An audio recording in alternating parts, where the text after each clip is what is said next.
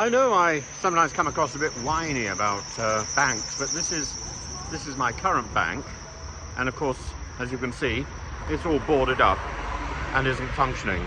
And this without any sort of warning. I had no idea, so I came down here to sort something out, actually to try and work out how the app works, and of course it's useless. That means every bank that I've participated in, every bank I've signed up to in Rugby has closed, and I have no bank. It's nonsensical, really.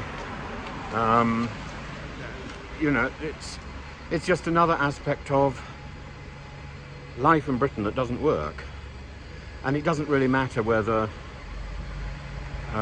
there's reassurances it will open again, or what sort of permutations of bureaucratic excuse might be promoted by the bank or by anybody else. It doesn't matter. The fact is, nothing was done. Oh look, and there's a person biking on the pavement. It's madness.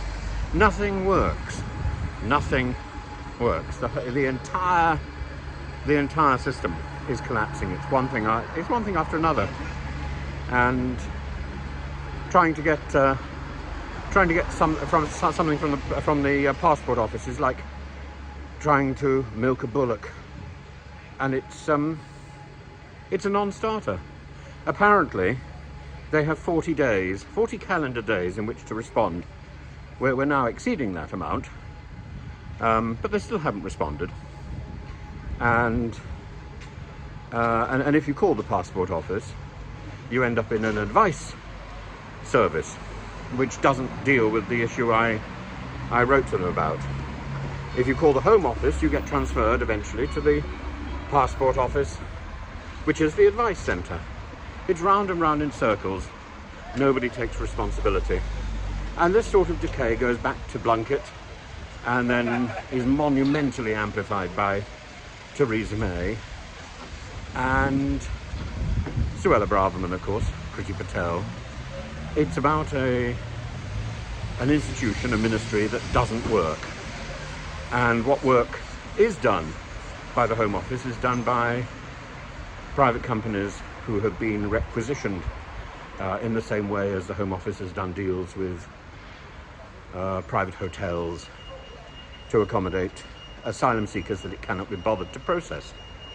This is about a ministry that has been failing for so many years. It needs to be called out, and the ministers in charge need to be called out and held to account.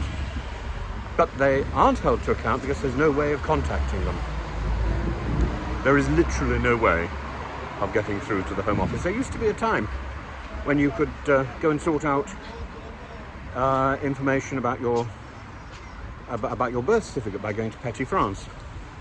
That's not possible now, and in fact trying to find a birth certificate if you don't have all the information is impossible, whereas in the past you could go through the books and you would find it. I found my own birth certificate that way, and that's now not possible.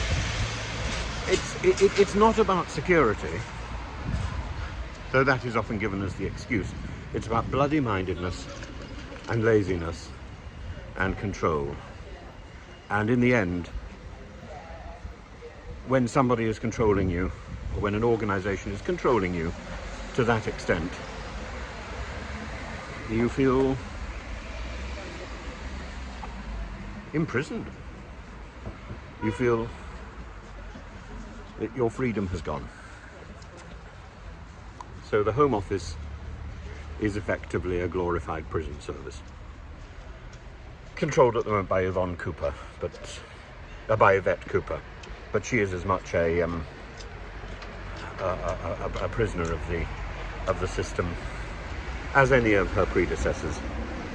This is a system where civil servants simply don't want to work. Full stop. It needs a root and branch clear out. It needs a reform. It needs a rebranding. It needs a recast. It needs a restart.